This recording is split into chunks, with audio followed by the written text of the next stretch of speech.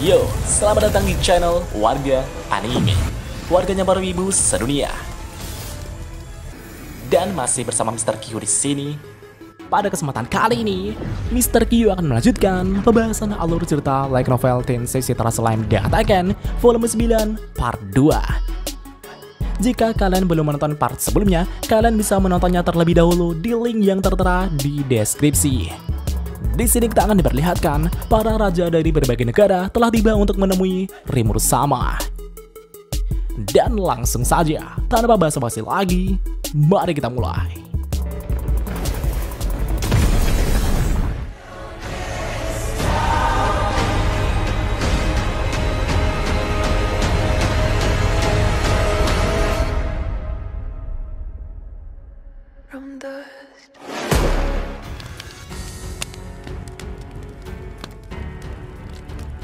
Setelah Masayuki berhasil memusnahkan organisasi berbahaya yang bernama Ortus, masalah kerajaan Balakia ternyata tak selesai sampai di situ saja. Mereka masih memiliki tanggung jawab untuk memulangkan para budak elf yang telah ditangkap oleh organisasi Ortus tersebut. Dan masalahnya adalah bagaimana cara memulangkan para elf ini ke kampung halaman mereka, yaitu di hutan besar Juda yang sudah dikuasai oleh Raja Iblis Rimuru. Kerajaan Balakia tentu tak bisa memprediksi bagaimana reaksi Raja Iblis Rimuru ketika mengetahui kekejaman ini, di mana para elf yang telah diperbudak oleh bangsa manusia.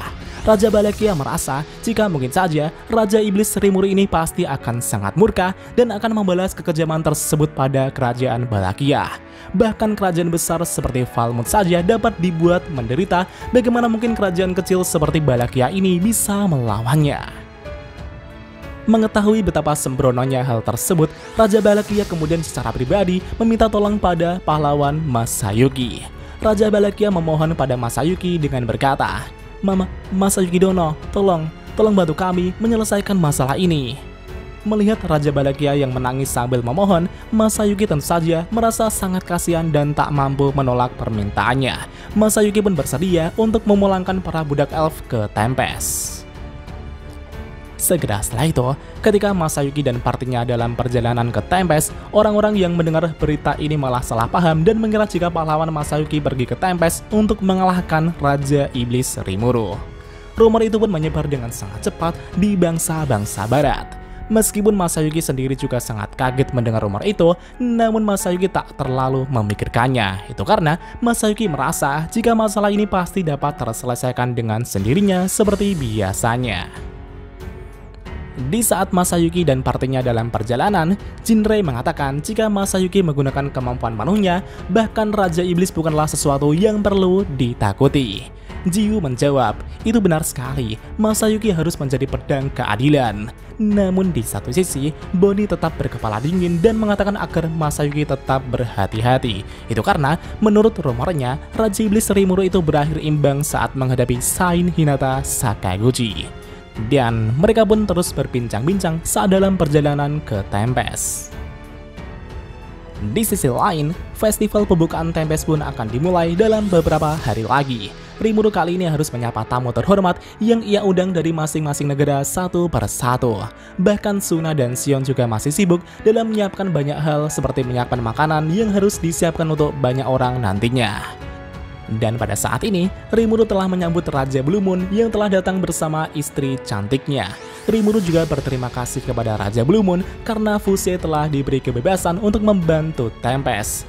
Upaya Fusei dalam menyebarkan berita baik tentang Tempest telah membuat reputasi Rimuru saat ini menjadi bagus. Bahkan banyak sekali para pedagang yang mengunjungi Tempest. Raja Blue Moon tersenyum dan menjawab, "Terima kasih kembali Rimuru Dono, yang kulakukan hanyalah menepati perjanjian dengan negara lain. Diriku juga menaruh semua taruhanku kepada negara Anda Rimuru Dono."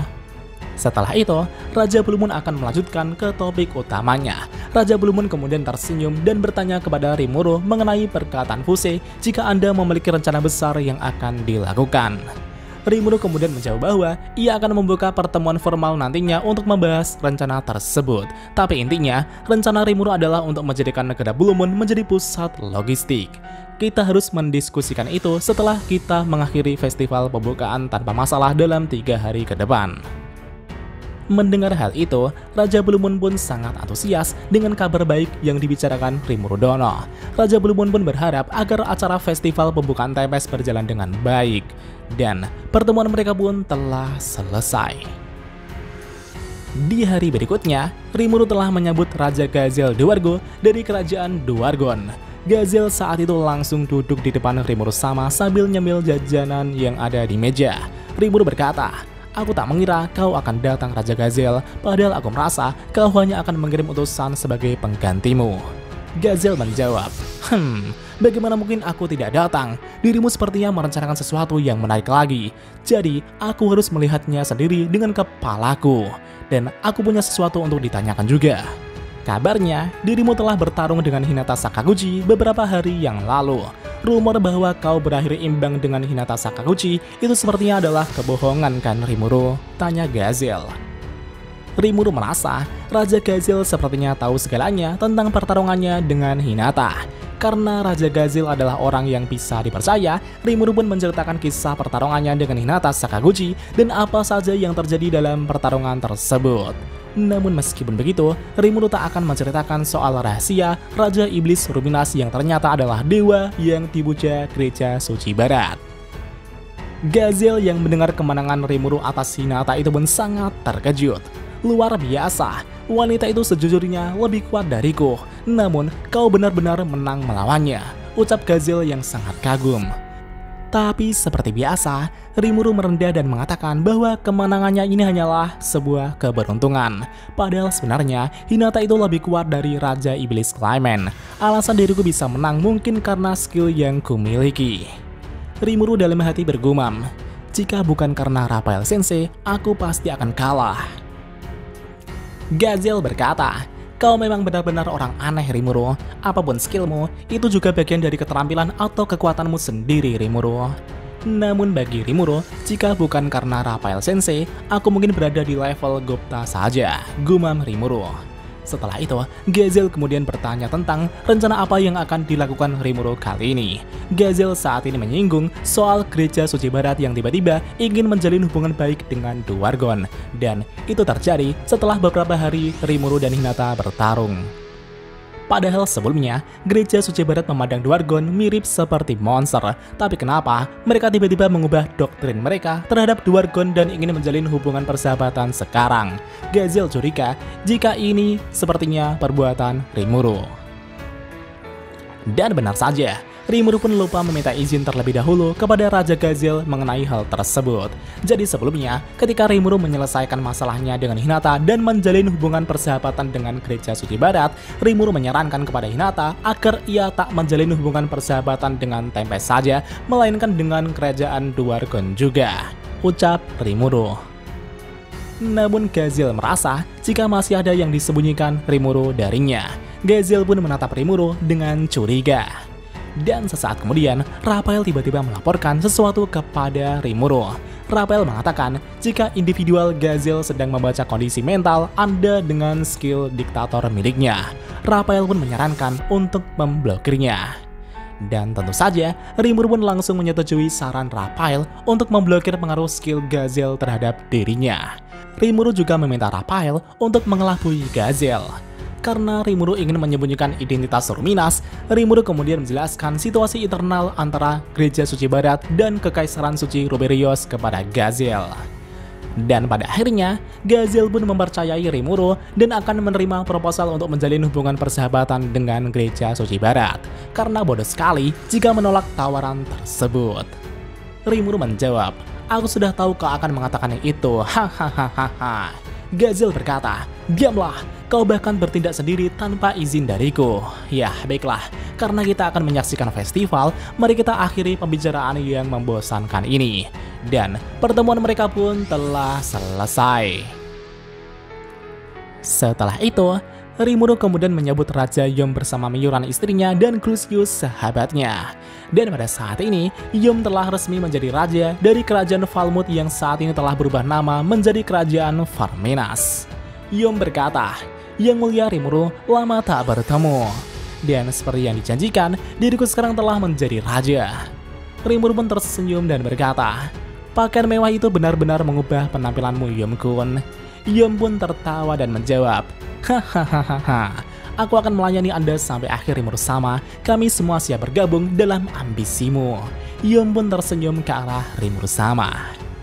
Di satu sisi, Miyuran sebagai istri Raja Yom kemudian juga menyapa Rimuru sama. Bahkan Crucio juga memberikan salam dan mengatakan jika ia sekarang ini telah menjadi kepala kesatria di kerajaan Farminas. Dan setelah berbincang-bincang cukup lama, Rimuru kemudian akan memberikan hadiah kepada Yom karena sudah menepati janjinya untuk menjadi raja. Rimuru pun langsung memanggil Diablo, dan tentunya Diablo langsung menanggapi panggilan Rimuru sama dan menyerahkan sesuatu kepada Rimuru. Itu adalah sebuah sertifikat perjanjian kompensasi yang harus dibayar negara Falmouth kepada Tempest atas penyerangan Falmouth sebelumnya ke negara Tempest. Dalam perjanjian tersebut, negara Falmouth harus membayar 10.000 koin emas bintang kepada Tempest. Dan tentunya itu adalah nominal yang sangat luar biasa sekali dan bisa disebut juga itu adalah harta nasional suatu negara. Dan sebagai hadiah kepada Yom yang sudah menjadi raja, Rimuru akan mencabut tuntutan tersebut. Yom yang mendengar itu pun sangat senang sekali. Dengan ini, Rimuru berharap agar reputasi Yom semakin bagus ke depannya. Dan Yom akan dinyatakan sebagai Raja Falmouth atau Farminas yang sukses mendapat pengampunan kompensasi dari Raja Iblis Rimuru.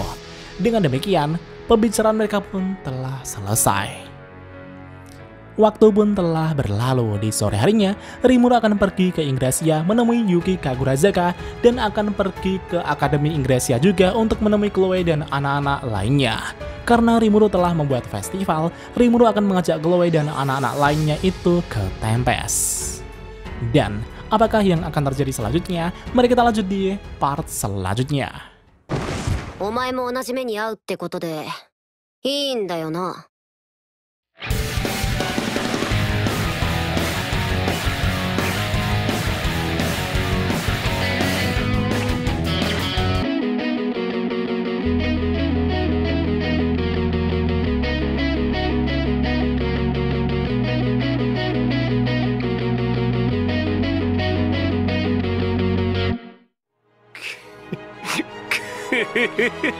久しぶりの現世です。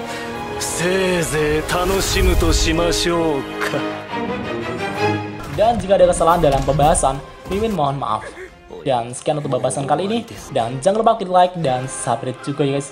Tentu saja di Warga Anime.